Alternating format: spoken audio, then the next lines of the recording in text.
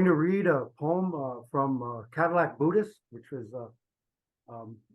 my publication of poems a long time ago, it seems like. So the title of this poem is Who Was Sitting Bull's Boss? Who was Sitting Bull's boss?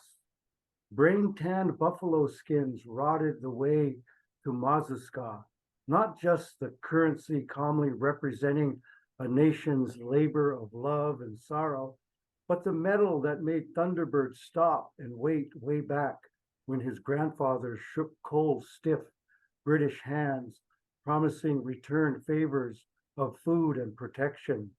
Like molten desire, that iron seeped into succeeding extended families, giving orders from the bottom up, allowing efficiency for stooped mothers and daughters. He preached against that kind of mazuska, the kind called spoils of war, or was it the scalp locks invented when General Miles, trooping across central Montana, ate hardtack and horses? His collection of blue steel ran your ragged ass across the medicine line, and you would have stayed, continued to fight, but not in the methods of Jomini or Napoleon. Refuge north of the 49th parallel proved even harder, much harder than one-star Terry's demands, telling him to come back to the American side of hunger and confinement. Slowly, each mouth made its own retching choice, leaving the smallest to only know the want of pemmican, the kind brought down by blazing English powder laced with kidney fat and choke cherries. Drifting south, not anywhere near the Powder River country, a solemn march past Yanktonee at the Fort Peck Agency, leaving some relatives there, and then toward Buford and Old Union. Young Crowfoot lifted the Winchester garland with conchos and leather, stored and cared for under those with a fetish intent on feeding hungry eyes, blue eyes, warm and innocent.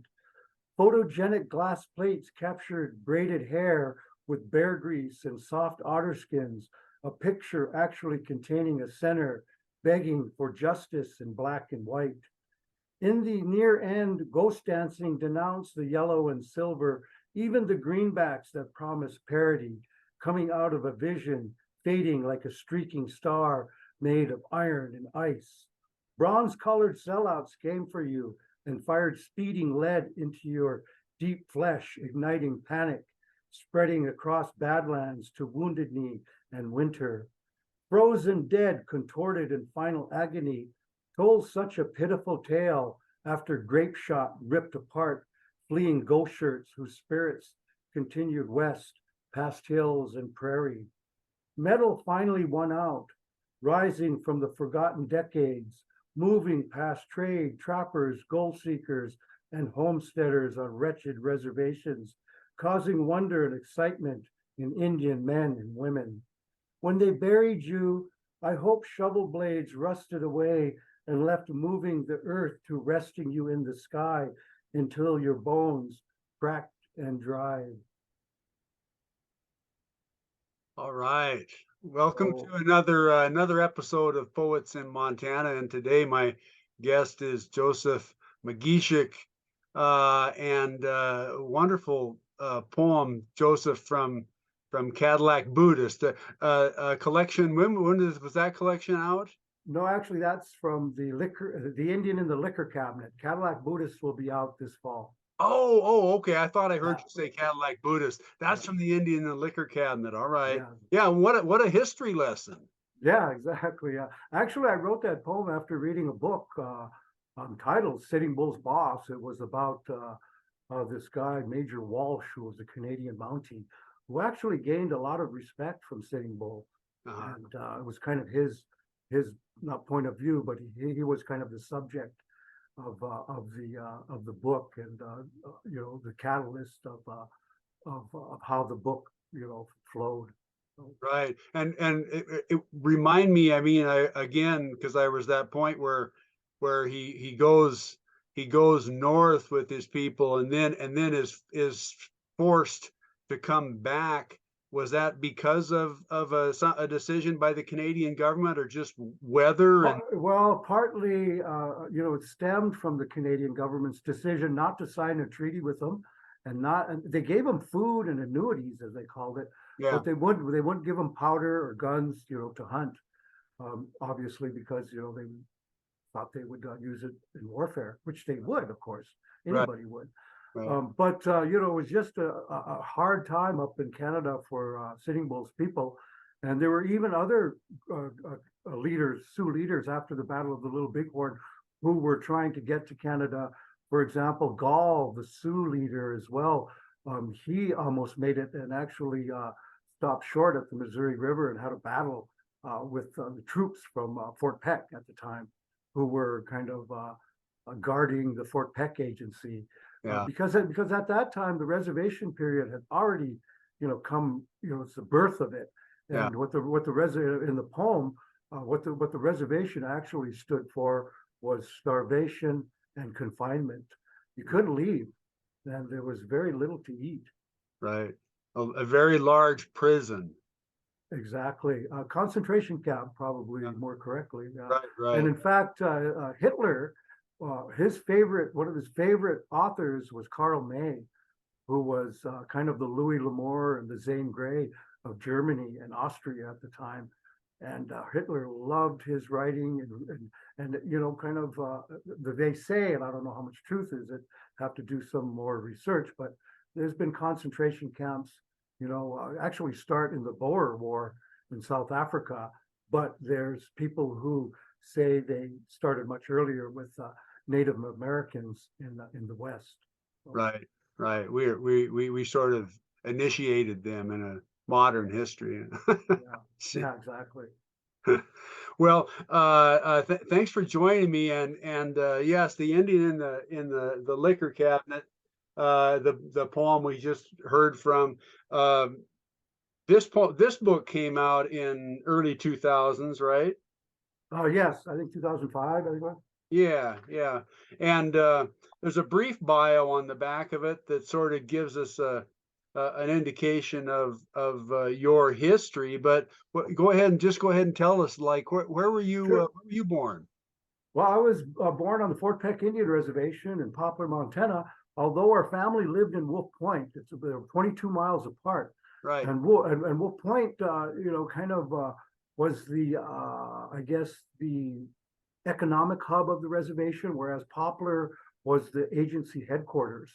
yeah, So Poplar was more Indian, I guess you could say, than Wolf Point was, even though natives lived in both towns. right, That's where the tribal hospital was. So all the natives, if they wanted health care, they had to go to drive 22 miles to Poplar.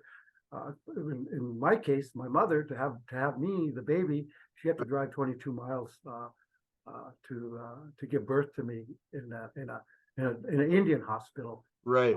So because the non-Indian hospital, the white hospital, they just catered to obviously people with insurance and people who had the means to pay, Right. and Native Americans did not at that time in the 60s. Yeah. Yeah. Yeah, I mean, I'm sure that, I mean, in rereading, the Ending in the Liquor Cabinet here recently, and then reading some of those, newer poems from Cadillac Buddhist that you had sent me, just the whole collision between those two cultures, and then, the reservation being sort of the battleground of that is quite a story that that it just flat out amazes me. Uh, Mark, excellent word, collision. I like that word you use because it kind of describes really, yeah, what happened in one word. And when you have collisions, bad things happen. yeah, yeah, People die, people get hurt, people suffer. yeah. And particularly when there's a real dominant culture. If one of the a part of the collision is a semi truck and somebody else is driving a regular Yeah. vehicle, Yeah.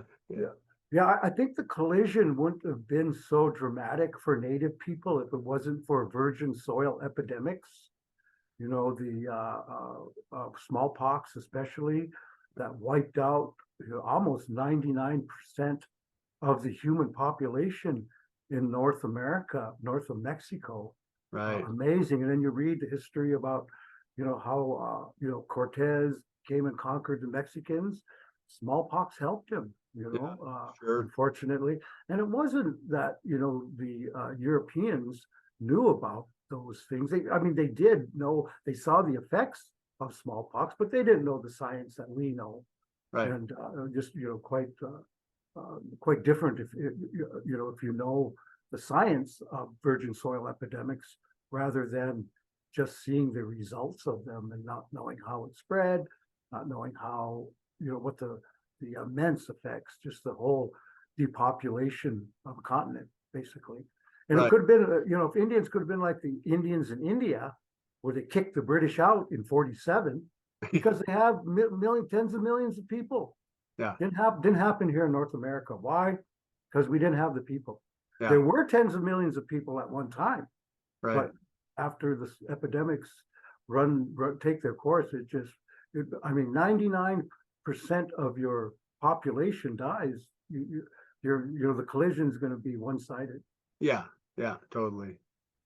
Yeah. And so, is there anything in particular that's just talking about that briefly, a poem that comes to mind that you'd like to share?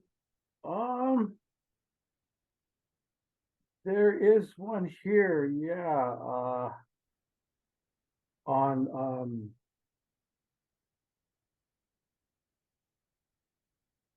right here. It's called Indians Don't Eat Fresh Garlic, from the Cadillac Buddhists. Yeah. Indians don't eat fresh garlic. We count down until years become black like the good parts of the earth. Does she really exist, feeding us and taking us back in spite of her pains and moans? What deal do we have with her? I lie and say we invented her, believing those before me. Those who said your father couldn't cry, no matter how many of his grandchildren died before he could show them how much love was really in the world. I smell home fries with onions and garlic and wonder if my last breath of air will remember the cold and the steel and the freight trains that killed so many things along the High Line. Winter and snow hold more than just frozen sounds of night whistles. 500 yards away, short brown Assiniboine women smoke and play bingo. And their men, sober with pain, find themselves begging for a plate. Just bring me a plate, the plate that lets you hide your tears, a plate that was left to spoil and rot, not caring who was hungry. So it's kind of using food as a metaphor. Right. But also food was a reality too. Right. When we started out talking about confinement, if you go back and read every year by year, which I have done, the Fort Peck agency, the agent superintendent, every month from about 1888 to into the 1900s and 19 teens, you can read at the end of his report. It just gives me goosebumps to think about it. Yeah. It reads 13 Assiniboine starved. They say died, but they actually starved. 14 Assiniboine starved, last year. And in the winter, the actual starvation winter of 1888 and 1889, over 300 Assiniboine starved. My mother's people starved to death and were buried in mass grave up on the reservation. 600 to 900 Blackfeet starved to death that winter. And if you go the upper Missouri and all these tribal agencies that were supposed to supply food to the Indians, because there's no buffalo left, they're confined to reservations, they can't leave, and there's no food there where you can't leave. Of course, people are going to starve to death. And Right. Like I say, you read that, and it's just a sad point of existence in not only Assiniboine and Sioux history at Fort Peck, but all natives in the West who had to go through that reservation period. And that's why I call the early Indians who went through that reservation period the super Indians, the ones that survived. I'm here because of that. I'm Right. here because, 300 of my mother's people starved to death in that 1888 starvation winter. Right, right. And it was kind of reminded the poem kind of reminded me too. I mean, the plate in effect is kind of a metaphor for the buffalo too, in a way. Exactly. And, and then you've got that train, which definitely led to the elimination of the buffalo in so many ways. Yeah. Karl Marx called it the light cavalry of capitalism at that time. Yeah, yeah, totally. Not too heavy. Trains are pretty heavy, but I guess he was, I don't know if he was using some kind of metaphor or whatever, but Maybe he was making a joke, huh? yeah, exactly. I did notice on the back of on this brief statement on the back of the Indian the liquor cabinet, right toward the end, in sort of a description of what you do. You say, my poems deal with deconstructing stereotypes and myths of pan-Indianism. I try to find the universal in the local. Yes, I think if not only if writers and any kind of artists or any person actually can find the universal in the local and go back and find the local in the universal and make that switch and do it, in a sense that it can teach and entertain, I think you're successful there. Yeah. Yeah, Mhm. and I found, when I was rereading your book again, and one of the things that I found, it kept bouncing back of me, because this is it, right? We always bring ourselves to everything that we read. It's got Yeah, to be we do. about me. Uh, Mhm. and what I noticed was in a lot of those poems in the front part of the book that were about individuals and people and circumstances and the places that you're talking about, took me right back to the little town I grew up in, and the idea that the voice in your poems, in a totally different culture, locale, area, are not unlike the voice that I think I find in my own poems. It's a local voice. It's a Mhm. voice that pulls upon the things in their immediate area, Mhm. and that's what kind of gives it this sort of Power, yes. Yes, and it gives a lot of power. ish kind of feel, it seems like. Oh yeah, I guess, people like, oh, a Native American writer, where I actually see myself as a regional writer rather than, and Deborah Erling, the great novelist and the Salish writer, basically says that too. And you have to give her, credit for that, because I myself see my writing as that very regional. I use a lot of place names, sometimes bureaucratic language as well, Right. mix it up. So, yeah, I think we are obviously products of place. We Sure. have to be. Yeah. Sure. Yeah. And I mean, if you choose to then be that kind of an artist that, I mean, works in language and then tries to, reflect upon that place, this is what you're going to come up with. Do you want to share a couple of those from the Yeah, maybe I'll read one from Cadillac Buddhist here coming out. yeah. I'll read the title poem, Okay. Cadillac Buddhist. Yeah. Um, and I wrote this one for a very dear friend of mine, as you can see that I sent you. It's for Dr. Dr. James Shanley, who Right. was president of Fort Peck Community College for a lot of years. Actually, one of the main guy who founded actually the American Indian Higher Education Consortium, the tribal college movement. He was one of the main people who founded the tribal colleges and gave voice to people wanting local, higher education in Indian country, and they work very well. There's I can't off the top of my head. I think there's about 50 tribal colleges throughout the United States and reservations. So this one's for Jim, and he was a Vietnam veteran. Jim was, and came back under the GI Bill, went and got his education, became an education doctorate, and like I say, started the tribal college movement, basically him and a handful of other people. And he knew Buddhism. He knows, very well read, very smart guy. And I'll tell you the story behind it after I read the poem.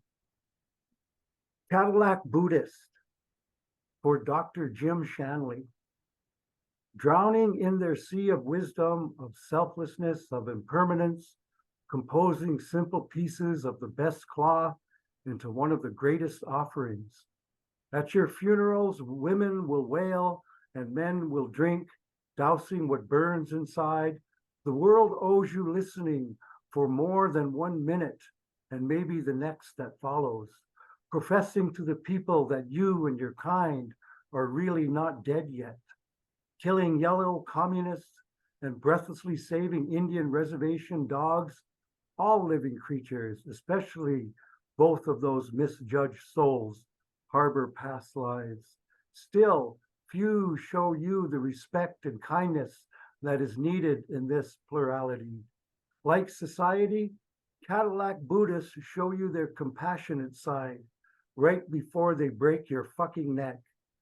Taking the heaviest casualties in this game of love and war, they know only a few of them can exist at one time in one place. Ostensibly, their primary principles are pain and suffering, just like everyone else who meander momentarily in this world. Foolish pleasures of erudite thought and mindless experience give them little meaning, curious and only afraid of their successes made out of consideration, seeing a best friend's good fortune as a blessing for the lonely and sad, never lacking that spirit of charity, a giving of everything they own and ever will own. Your sun dances and sweat lodges force knowledge into certainties and absolutes. But what else can be done with this fallible power? We look toward you for reasons, truths, and satisfactions, knowing if we somehow happen to miss you, just like everything that is good, you will come around again. Cadillac Buddhists. Cadillac Buddhist. Yeah, we were sitting having a few beers in his kitchen one time years ago, and he was talking about Buddhism, which he knows. He's very well read. He's traveled all over India and of course, Vietnam and Southeast Asia, and also very well read. He was also a Sundance leader, where his job was to pierce, the skin of the males when they stuck the chokecherry dowels into their chest, and they would tether them to the center cottonwood pole, and as they would dance and sing and go through the motions and tug back, that was Jim's job, doing that in the Sundance. Very important thing. You got to know what to do. And so we were sitting in his kitchen, and we were talking about Buddhism and stuff. And I know a little bit. I don't claim to know a lot. But he said, I think I could be a Buddhist, when I looked at him, and I said, well, what's that Cadillac doing in your garage, Jim, if you're a Buddhist? And he kind of gave me a double take and said, put his nose in the air and said, I'm a Cadillac Buddhist. So cha-ching, that was the title right there. Yeah. And it kind of means everything. If you're going to be whatever you're going to be a Cadillac person, kind of the metaphor is the best, but Cadillac Buddhist, be a Cadillac fancy dancer, be a Cadillac bricklayer, like my dad was, if you're going to be something, be the Cadillac of all things. In fact, there's a book also, I took that from, it's a book called Cadillac Desert, written in the 80s, about Southwest and Phoenix, what they've done with the desert and made it bloom with water and everything else. What they're finding out now today, Lake Mead and everything else going dry, can't last forever. It's a desert. It's going to reclaim what it is. The land is, Yeah. Because it also has that, Cadillac can have a sort of a disparaging sort of appearance too, and to a Exactly. lot of us in this whole culture of consumerism and capitalism. But then there's that sort of Buddhist philosophy of everything is Exactly. You just have to you go have to with it. Yeah. everything, right? Yeah. I grew up Catholic, and then got into Assiniboine religion later on in life. And I still, sometimes find myself going to church and, or at a funeral or something like that. And I mean, the Sermon on the Mount, that's total Buddhism right there. All Buddhism. Yeah, yeah, But it's a great thing. I mean, it's a great thing. The Sermon on the Mount's great. I mean, we all, I think, use a lot of those phrases from that part of the Bible, and to show how good and compassionate and caring and helping we could be towards our fellow human beings, no matter who they are or where they're from or what skin color they have or what political party. And I think in the United States right now we really need that because there's such a polarization between left and right. yeah. We have to find that middle ground. We have the threshold is really important. The threshold can't be a wall. The threshold can't be a fence made of a razor wire. The threshold should be a beautiful thing where like in the where you carry your bride over the threshold. That Right. symbolism. Not something that makes us against one another, turns us against one another, Oh, I because think, we are.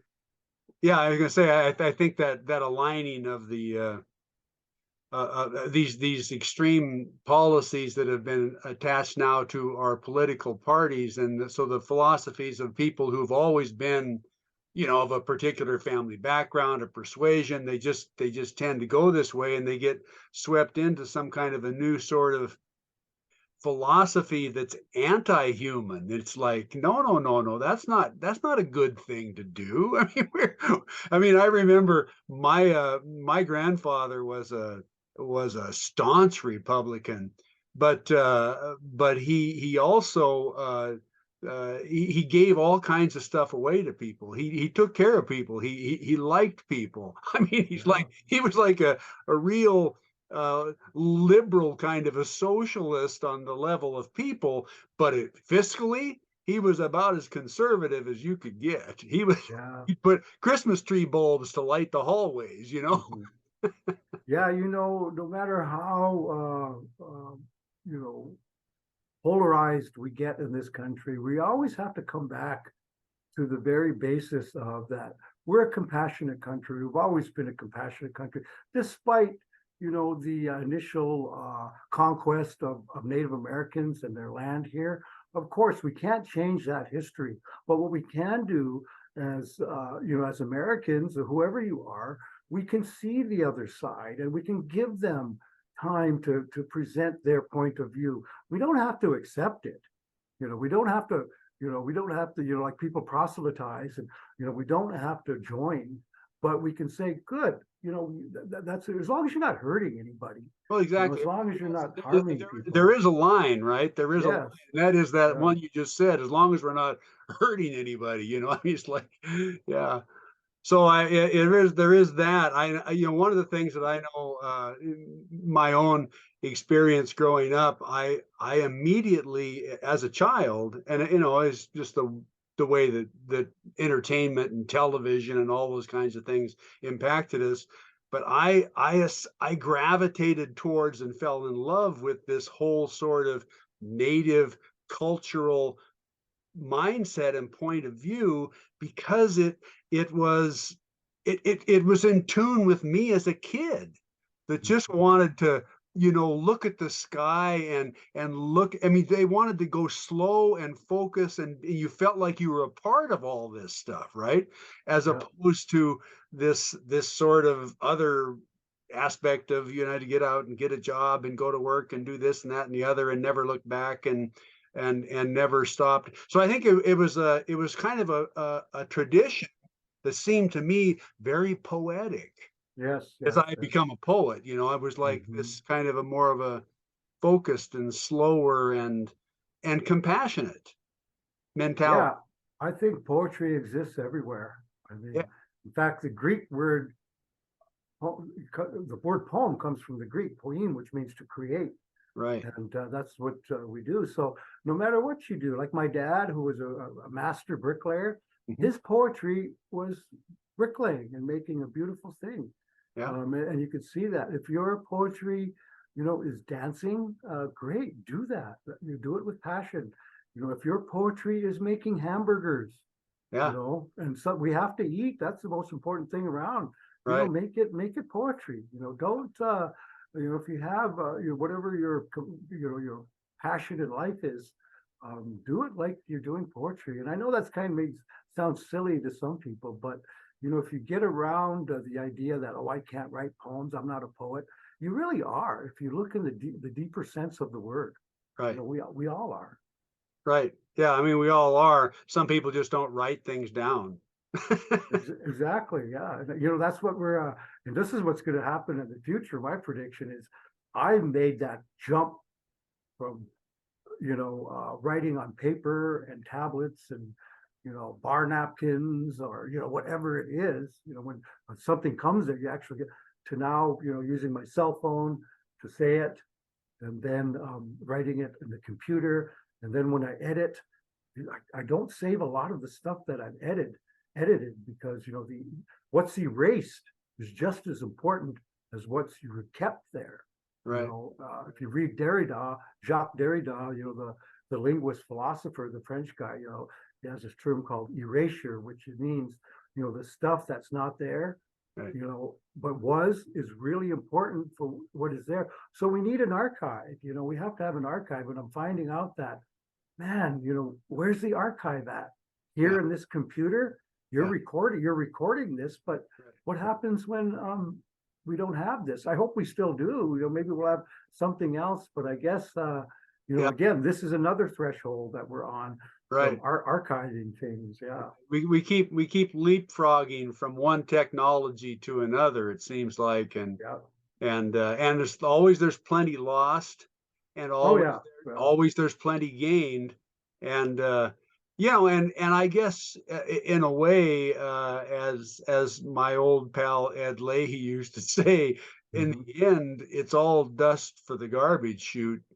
I suppose at some point in time, when you look at, like that archaeological discovery in Greece here the other day, which is like they're talking 700,000 years ago, evidence of man's tools and whatnot. It's like, wow, that's just hard to even comprehend Mhm. these kinds of things. But how about another poem? What the heck? Sure. Let's do one from again. Let's continue with the Cadillac Buddhist, and we'll do the one about the High Line. We talk about regional, Hmm. um, and then yes, maybe a Montana poet or whatever. But even more so, if you get even more deeper, I consider myself a highliner, and I don't. You exactly, what the High Line is, right? Oh yeah, totally. Yeah, yeah. A lot of people who aren't from Montana do not know what the High Line is, but it's the highest railroad line in the United States. There's one higher in Canada, but at the time, James J. Hill, it's the Great Northern Railroad. He started that, and by then, the Union Pacific was already they already had a transcontinental railroad. The Northern Pacific was already going, and he started the High Line, which went across the top of the United States, and that's why they call it the High Line, the highest Right. railroad line. So, And no, and Highway 2 kind of runs almost by it. Highway 2 just kind of parallels it in a lot of way, most of the way, yes. And Yeah. Montanans are the only ones that use that, even though the High Line runs from about St. Paul or somewhere in Minnesota to Seattle. Yeah. So, but I think North Dakotans don't use it a lot. Of course, it's a little section in Idaho, and Washingtonians don't use it a lot at all. So Montana's very unique to Montana. Yeah. Yeah. This poem is about the High Line. So the title is "The Sun Setting Rays Must Have Done Something Spectacular." Kind of a long title. The sun setting rays must have done something spectacular, dipping west to where the High Line faded away far off in the direction of the Little Rockies and the Bear's Paw, lightly touching a farmer's tanned face along the silty Milk River, letting him know the thoughts of his lonely wife's supper of meat and potatoes and thick slices of freshly baked white bread, coming out of the distant gray clouds, out of the second best light of the day, showing warmly on the south sandy, high-cut bank of the Missouri River, giving a silver glisten to the large green waxy leaves of old leaning cottonwoods, sharp rays running almost straight down to those western Montanans in the distance, like they've always done, past those small great northern railway towns of Glasgow and Malta, then Havre, Shelby, and ending just west of Cutbank, gazing westerly for that razor thin leftover and used light, reflecting in orange, yellow, soft red, and sometimes sweet lavender, across the flat blue joint fields near Dotson and the large grazing units to the north, leaving us few lucky Montanans, leaving us few lucky Eastern Montanans amazed and wondering, much like those old prairie threshing machines throwing up steam and chaff, making the air thick with dust and sweat from the unnerved farmhands. Eventually, the end of the day finally quiets them, settling the departed light and creating a hopeful yearning for a promised tomorrow, while the unhurried darkness blankets the work land from top to bottom. The sun setting rays must have done something spectacular for the woman to have whispered about it silently that night in her lover's ear. Yeah, there you go. There's a nice regional expanse looking out across the High Line. Yeah, Yeah. the sunsets are spectacular, kind of like the ocean and the desert, of course. Yeah. Because of the wide open expanses. And some people get nervous about it and anxious, but those of us that are from those areas, we feel comfortable when we get out on the ocean. At least I do. And Yeah. when I'm down in the desert, I get nervous just the opposite when I moved to the mountains when I was doing my undergraduate work in Bozeman, and the mountains were right there and I couldn't see. So Right, yeah. right. Exactly. Just the polar opposite happened to me when I in the mid 80s I got a job teaching high school, and I spent my entire time growing up in the West, right? In this, right?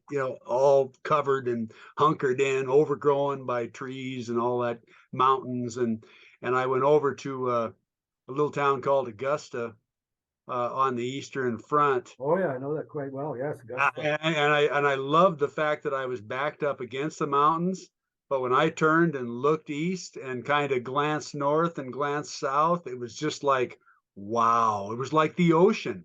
And it just kind of freaked me out. It took some getting used to. I was there for 6 years, so okay. I finally got used to it, but and then I also moved a lot of furniture around the state, so I did have several opportunities to drive the High Line, and got some exposure up there of what that country's like. And it's kind of cool to be in a semi because you have this great vantage. You're up higher. Yeah, exactly. Yeah. Yeah, I've rode a lot of semis, not a lot, but a few that like hauling hay and stuff like that, Right. Right. A few times. So Great vantage point. mhm. Makes you feel small, That's which true. we are. Oh yeah, yeah. And places like the High Line make you feel small. I mean, because that all that. Oh yeah. Mhm. Well, what else we have? Anything Well, else? I could do a little bit more about myself. I know I said I was born in Poplar. I was raised in Wolf Point. That's where I graduated high school. Right. And actually I came back and taught high school there. After I went to Bozeman, got a teaching degree, and then went back and taught at this little town called Fraser, the Fraser Bear Cubs. Right. Great place. The superintendent there is a lady who I actually taught, and she's in Assiniboine. And her father was the clerk there for many years, and now she is the superintendent at Fraser. All What a right. great thing, huh? Yeah. Amazing that, Yeah. you could come back, and go to, come back and be the top person in your school, you Right. know. Right. Just shows you, that we can do anything. We can accomplish anything if we put our minds to it. I know that's a cliche, but yeah.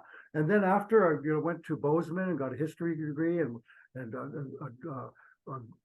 on to Washington State University and American Studies. That's where I was, after I was writing most of my the beginning poems in that Cadillac Buddhist. I just got a divorce and separated and didn't know anybody and kind of by myself. So I just turned to my writing and kind of used that as a safety net for myself. So, Right. and it worked pretty much. Yeah. Yeah. And then came back and taught at Bozeman and taught at Fort Peck Community College, where I'm teaching now.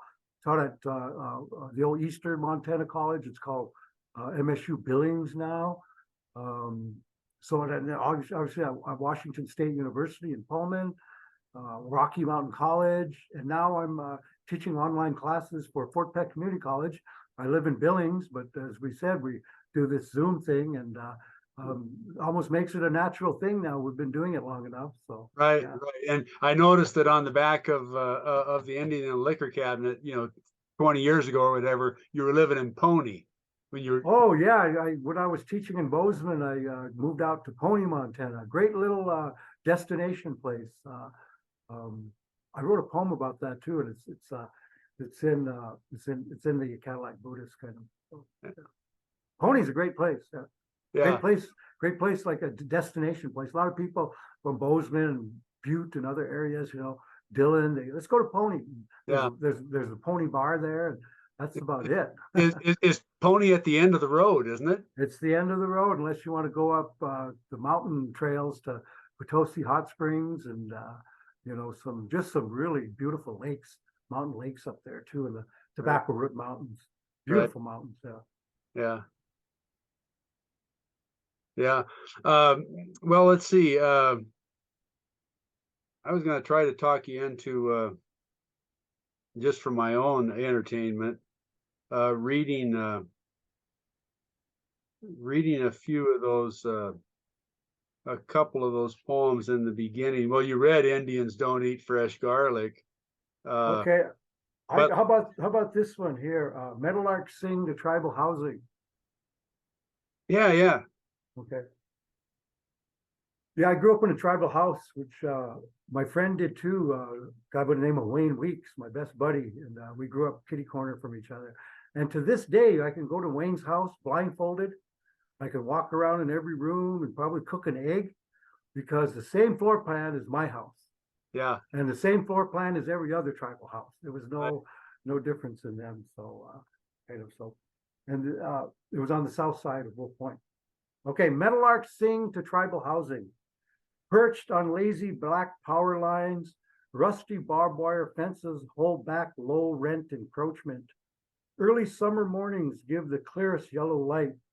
6:15 and just over the cottonwoods. Yesterday's dead gophers feed on themselves, while a few hundred yards west, Vaughn and Donald Smith fight over stolen bike parts. Gravelback mechanics trained in Lompoc, California, piss off their sagging French porches. Elmer Nas thinks of his son killed in Vietnam. Songs so beautifully different, you know them all. Yeah. I love that poem. That's a great poem. So, I was just up in Wolf Point. In fact, I'm going on Wednesday to the Assiniboine Sundance north of Oswego for 4 days here this week. And I missed it last year because of my surgery, and then before because of COVID. And so it's going to be about a 4-year hiatus for me. And it'll be good to get back to that, friends and family, and just 4 days of genuine bonding. You can't describe it. It has to be experienced to understand it. And those 4 days, they go by fast in like 4 hours. It seems like 4 hours. And when we're done on Sunday, you say, "Oh, do we have to end? Can't we just keep this going on forever?" Yeah. Of course, we got to get back to the world, Yeah. And the world is thus. Yeah. And we can't play forever, but man, Mhm. it's sure fun when it happens, right? Oh yeah, yeah, Uh, it's great. A lot of work though too. I run the kitchen. I do the kitchen, and everybody has jobs, that they do. And of course, right. there's only about 20 or 30 actual dancers. The other 300 or 400 are support people, and they're there to support the dancers. And you got to feed them, so you got to feed 300, 400 people 3 meals a day. So everything's donated. Yeah, People donate. It's a community effort, and yeah. be great to get back there this week. I'm looking forward to it. Even though I'm walking with a cane and injured, I can still do my part. Yeah, so your injury's coming along, your health is getting better. Oh All yeah, yes. Thank the creator, thank God, thank everything. yeah, Doctor, thank my neurosurgeon, especially, great guy. And my son, Dr. Cole McGeshick. He's the best. I tell you what, he called me and helped me and, visited me and gave me encouragement being a doctor. yeah, I mean, I was at my end, Mark. I really was. It's tough. Like I said, we talked earlier before the program, people who are disabled and wheelchairs and have those. Oh, I tell you, I mean, it's tough to go through the world like that. And I thought that was going to be me. It was very depressing. And my yeah, son just pulled me up and brought me out of it. And him being a doctor gave me the strength and confidence to where I am now. I'm not, I got to walk with a cane, but someday, maybe in 2 or 3 months, I won't have to use a cane, and I could go back to not normal, but being a typical 62-year-old guy. It was walking around on 2 feet. yeah, exactly. So was it an accident or just sort of? No, just over time. I had a knee injury earlier, and I was overcompensating. I also got a new knee replacement during that time as well, which kind of. So I got a lot of parts in my body. When I go through airports now, I got to get patted down. I can't. I beep beep beep. Go those things. So that's Back a to challenge. technology again. We're Yeah, all 5 million exactly. people Yep. at this point. Mm-hmm. You Yeah, bet. But I tell you what, I am blessed. I had a lot of help during that, and I just want to help people now. I'm going to go to these places that I've been that help. I told you, I'll mop up your toilets, I'll sweep your floors, whatever you need me to do, I will do. And I owe a lot of people, I really do. yeah, And some I can never repay, but anybody that I can help, I will. yeah, yeah. Gratitude is a good thing.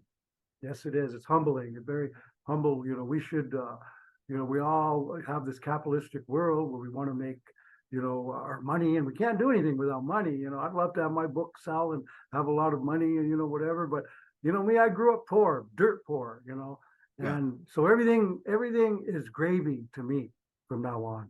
yeah, And like you said, Mark, the more I have, the more I give. yeah. Right, right.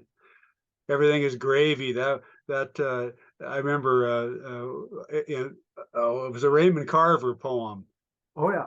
You remember Love Raymond Raymond. Carver? You remember Raymond Carver? Carver. Yep. Great. What we talk about when we talk about love. What a great short story. Yeah, yeah. And it was like it was toward the end of his life. It was when he had the diagnosis and whatnot. Mm-hmm. And but I mean, in that poem, he just he kind of does that rundown of gratitude in the Yes. poem. He knows he's dying. He doesn't got much time left, but Mm-hmm. but basically he says, from here on out, it's all gravy. It is. For me, it is. Oh yeah. I'm Yeah, walking. Yeah. And yeah, even if I have to walk with a cane for the rest of my life, it'd still be gravy for me yeah, from where I was. I'm still going to help people no matter what, especially disabled people. Everywhere I go, if I see a person in a wheelchair, I just go right up and start talking. Hey, that's a nice wheelchair. I had one. It was an old clunker, man. But you got some great wheel. And they love it. They just want to, yeah, yeah, enjoy. yeah. Because oftentimes, if someone is disabled or whatever their condition or disability or just a difference. Being a native person in a white community, being a black person, and if you stand out, a lot of times people will not necessarily, move toward you. They kind of Yes. shy away. Yeah. We've got time still here. We got a little bit more time for a couple more poems. Anything else Okay, you might want to talk about? But I'll read one, The Flathead Below Kerr Dam. okay, As you see, it's a lot of landscape and places, very important. And I think in my poems, I use a lot of, place association. right. The Flathead Below Kerr Dam. The vertical trough holds back a town saturated with prevailing materialism and overpriced service. Down in Missoula, amber beer drowns train whistles, while tribal permits and headwinds force an uneasiness on the river. Pepper jack cheese and corn tortillas warm the rain, and the missions shield eastern scenes of prairie and sage. Cottonwoods would seem at home along these banks, composed and waiting for soft voices and drops of moisture. Nice, nice. And those, I mean, those images, that just takes you on a nice little journey. And then, of course, those of us who've been around and lived in this regional landscape that you're writing about. I lived in Pablo for like 6, 7 years, and was up on that reservation and have that kind of experience with Kerr Dam, but also. I mean, the amber beer and the train. We all Mhm. know those of us that know the old Northern Pacific Yeah, uh, exactly there. Yeah, that's what that's depot about. and the Hmm. I guess that was Byron beer that first moved in there. Yeah. Yeah. Now Yeah. there's a few more breweries. There's one at Iron Horse down about a block away. Right. Right. My favorite place though is Charlie's bar right there. You got to know where it's at. There's no sign. If you don't know where it's at, kind of like one of those old speakeasies. You got to know. I, I was in there on Saturday visiting with the great Montana Highline poet Dave Thomas. Oh, right. Nice. Dave Thomas, great writer. Yes, I Yeah. love his stuff. Yeah. Yeah. Good highline poetry. Yeah. I just finished a book, um, uh, also with this Cadillac Buddhist, called The Highline, the history of the Highline, its land and people. It's kind of turned into a coffee table book, but that's okay. A lot of pictures and have the Highline Hall of Fame, and Dave Thomas is in there. Cool. So is Tammy Howland from Inverness, Poet Laureate, Right. who's at MSU Billings here. Great lady. I love Tammy. She's a great lady. She is a wonderful poet too. And she's Oh, from beautiful Skokie, stuff. right? No, she's from Inverness, the Highline. Yes. Ah, Inverness. I thought she was from Saco, but then she corrected me one day, Inverness, And Yeah. then there's the other guy says, "Oh, Highline, they're all the same," which maybe we are, I guess. Is that Well, I know, worked with a guy that grew up in above on a ranch above Kremlin, Guilford, KG, yeah, yeah, KG, yeah. and he said one of the things they did for entertainment sometimes was they would drive Highway 2, but the driver could only look in the rear view mirror. Hey, that would be a challenge. You could do that, yeah, yeah. Well, for miles at a time, Yeah. you wouldn't have too Yeah, much too much, problem. yeah, exactly, yeah. Yeah, there's a lot of good artists up on the Highline there that we don't know about. Some painters and like the Jack Gladstone, the singer, great Right, friend of mine, good guy, yeah. right. Montana Troubadour, they call him. Yeah. Yeah. How about one more? Yeah, Uh, you bet. we maybe end with this one. It's kind of has a lot of meaning towards me because it's about fasting and before the Sundance, and Mhm. since I'm going to the Sundance this weekend, it might be appropriate. The title is Respect Requires Distance. Respect requires distance. Today, sounds have more meaning than words, but some voices still make us feel that the time and place we occupy is important. Some soft, some afar, some with feeling, some alone, some humble, others inviting witness. Where you sit most of the time guarantees a tenured reserve. Those birthed out of erudition must know that information is not experience. Agencies, institutions, coalitions, trying to make people miss what they never had. never finding out that those who need the most often silently stand out among 1,000 stares. Is there enough life in your system to hear us sing? Have pity on me. I have nothing to eat. I am dying of thirst. Everything is gone. All right. That's kind of like when you're fasting. The worst thing is water. You have to get over food right away. Right. But that last part is actually a ghost dance song, words from a ghost dance song, where asking the creator to take pity on him. Right. The reservation period, you have nothing to eat, you're confined, everything's gone. Just a sad time. Yeah. However, if you read what's his name, the poet, the Hopi poet Simon Ortiz, he talks about a rebirth after that.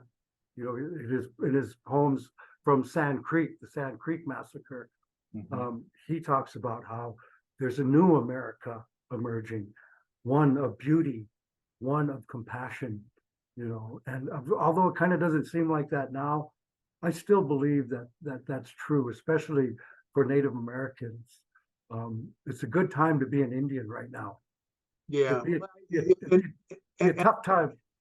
Don't you think these things, I mean, there's the movement is, we're all, I think, moving in a positive direction, but then there's these waves of pushback, these last vestiges of holding on to power that is going nowhere. And I think we're headed in the right direction for all people. An ounce of goodness, an ounce of compassion trumps tons and tons of hate and bigotry and all of the negative things. Yes.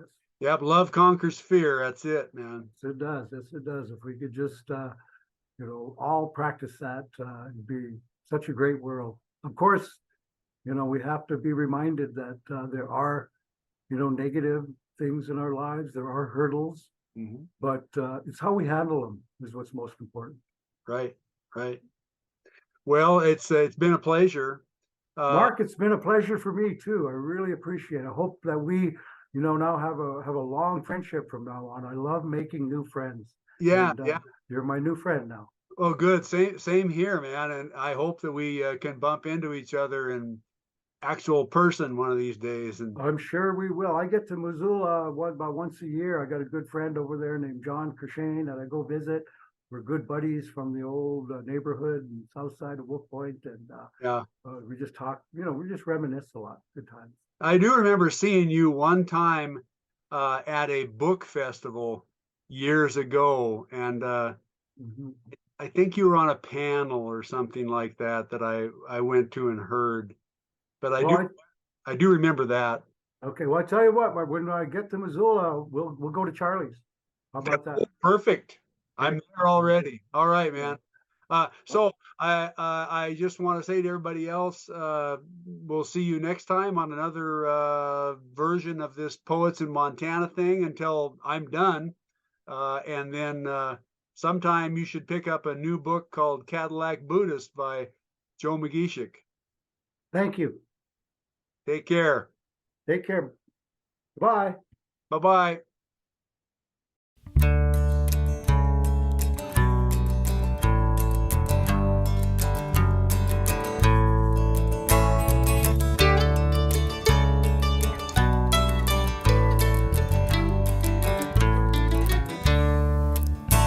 Got a lifetime filled